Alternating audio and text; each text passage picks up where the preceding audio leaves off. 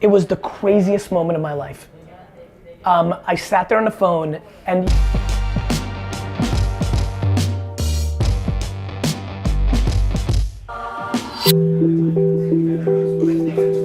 I'll tell you. It wasn't that. I mean, it did well. I'm good at patterns. The same way that when I was an influencer on Twitter and YouTube in 2006, there was no money, right? But now Logan Paul can make 40 million a year, that's what's gonna happen. Netflix treated it like a movie, the way movies are open and theatrical. They made a movie, they put it on Netflix, and then they spent money on television and outdoor and all that. Then all the kids, the King Batches, the Logans, all them, they thought they could make movies like this. They made direct to iTunes and this, and those didn't work either, right? Right. Same old shit. It's just the same reason that Tila Tequila and Dane Cook used MySpace, got theirs, but it's not to the same level of like what the economics are now for somebody that really wins instant. Fat Jewish makes a lot more money than Tila Tequila, even though it was the same game 10 years apart. The best thing I could do for you from a pay forward standpoint is tell you why not to settle into your, I do it. And that's why I'm starting to get better in my career. Settle into which you No, get educated on how much the world is your, fame is the ultimate arbitrage in our society. My entire career, and I'm not joking, is predicated on what I learned selling baseball cards. I'm not joking. Yeah. This entire company and all its success literally points back to baseball cards. Where are my royalties? How much do I owe you? Well, that's okay. That's okay. It was the craziest moment of my life. I sat there on the phone, and you know how your brain can go really fast sometimes? Yes, I do. And I was at an interesting point in my life because I invested in Facebook early on, so this was a realistic conversation. And it ran through my mind of, my God, I came to this fucking country, I barely bought my first pack of 83 tops, could barely buy a pack, and I'm on a conversation right now to buy the whole fucking thing. This is the craziest shit ever. It's super iconic. Ryan, 2 seconds, come here. You are not gonna believe who this man is. Don't look at it. You're not gonna believe this. Are you ready? Ryan, when we first met, Mark's the real star. He's building a huge fucking business. Ryan's just stepped in the shit. Ryan, when we first met, what was the common interest? Basketball cards and baseball cards. Guess what his father and uncles founded? Not tops. Yeah, sure. Can you fucking believe this? You want to know what I brought him as a present today? So I just bought into a huge. Is this the craziest? I own a company called Golden Auctions now with Ken Golden. So I bought into that company and I actually brought Gary the new catalog. Thank you. And then I bought him, you'll laugh, this today. Oh my God. What do you know? I just gave him a, What do you know? just as a Tell Kenny I said present. hello. I will. He's, you want to know what? It was very interesting because my You're an awfully good dude. Yeah.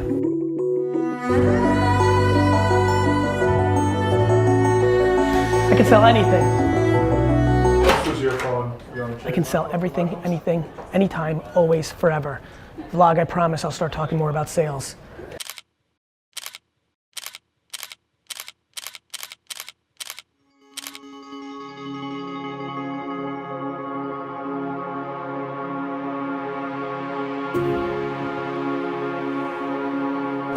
It's interesting. Here's what I would say. First, you have to know what your finish line is. I would actually say knowing what your finish line is the most important part.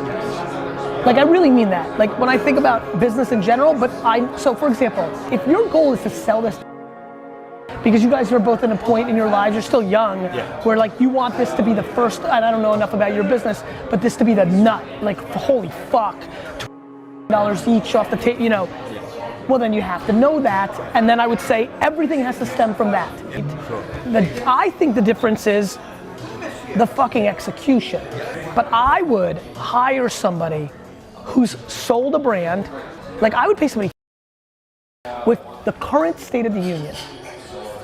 Meaning, okay, whoever just bought thing, so they're out, they just bought it, they're not gonna buy it. Here's the situation, here's here's an emerging thing, here's these two guys who broke off and got $1 billion in funding, and you literally fucking reverse engineer them. I think the best piece of advice I could give you was my opening line, which is, okay, cool. The other thing I would tell you is, how big is your ambition to set? Like, the one thing you guys have to do for each other, the most important part, is tell the truth to each other, how much, like, what would get you off the table. And you should do it on the first day of January every year, or like Christmas, or when you do your end of the year. If you're aligned on that, you could create incredible business opportunities. Can I just interject here for a second? Yes. I want you to see. Oh my God, tell him, who's that? That's my 13-year-old daughter. 13. My 13-year-old daughter. That's amazing. Ava or Ava? Ava. Ava. So. 13. 13. I've been telling you, man, what I'm doing is, I'll explain to you why that happened real quick. Ava, right? Ava. Oh my God. Ava, what's up? It's Garyvee. I'm hanging out with your pops. But I'm telling him that, like, we should hang out one day, so I can't wait for that. Keep doing your thing. Thank you for watching. I hope you have a great night. See you soon. You do realize that she has to go to bed tonight, right? So. It's real, by the way, based on what I heard on the philanthropy kick, I'll actually go here first. I never start with this because this is super altruistic, but what I am up to right now, and Iris will tell you, literally, and this is so audacious, like, I'm basically taking 13, 15, 17, 18-year-old boys and basically winning the cool game with them. And I mean number one, above Curry, above, like, winning. Like, they're number one, because entrepreneurship has been put on such an extreme pedestal. Killy, this hot rapper in Toronto who I'm friends with, I basically am in a crazy place, in one that you couldn't imagine.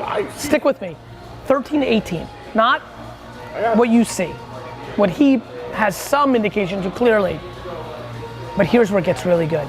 I'm basically convincing these children, these young people, that kindness, empathy, gratitude, work ethic, not champagne, you'd be mad at me. No champagne, no girls, no private jets. Oh, I love everything you're talking about until you're 14 or 15. But really, on a very serious note, my ambition for my legacy has no question taken a step forward, because I've basically convinced myself, and this is maybe me selling myself, but my God, if I can convince 7 to 14 million young men that the new cool is the things that I'm about, these emotional intelligence skills, while still being an alpha. Oof. I could have a very real Gary, impact on the world. Let me say this. I really mean that, by the way. Dude, but that's fine. I believe it. And for him to say to me at the last dinner we had, and we haven't had many dinners, he's like, my daughter was like showing me this thing about Garyvee. Is it Instagram with her? YouTube? You're not sure. YouTube. She knows that I identify as an entrepreneur. She is always starting things. I'm always telling her how to do things. Not necessarily how to do the things she wants to do, but how to do things. And she found you somewhere on, right? Where I play. Where you play. And where they play. And where she spends her time. And she fell in love with your motivation and with your talks and with your messaging. And I said, all right. And you know, I got from her the other day what I expected to get from her, which was nothing that I would find necessarily useful about you, except how she connects to you. Yeah. Which I found fascinating. A couple things played out for me. I ended up with 2 interesting talents. One of a communication style that can penetrate a noisy world, and 2 with a disproportionate understanding of distribution of attention. Muhammad Ali is Muhammad Ali because he understood where attention was. Like, people don't understand how legends are actually born. It's not just the quality of your content, it's understanding when the medium changes. Literally, this is data. Madonna, Michael Jackson, and Prince were the most all in on MTV. So for me, it's like a spooky, like, I'm almost talking, by the way, I'm almost talking right now as the agent of the human than the human. I associate more with the architect of what I'm doing. I mean, 15 months ago, I'm like, fuck it, I'm gonna get every 13 to 18-year-old in the world. That's basically what I said. I literally had a meeting today. I was like, I'm gonna win India. And literally in 15 months, like, remember this, in 22 months, I'm gonna be like, I'm fucking huge in India. And like, here's why and what and how. So, it's super interesting. But I think one of the things that is super dangerous is allowing any emotion or ideology to dictate in the face of very black and white human behavior. I have never fought the system of the human being, even at my own peril, and that has made me very successful. There's a lot of things I don't like about the human being, but fighting it is a really big mistake.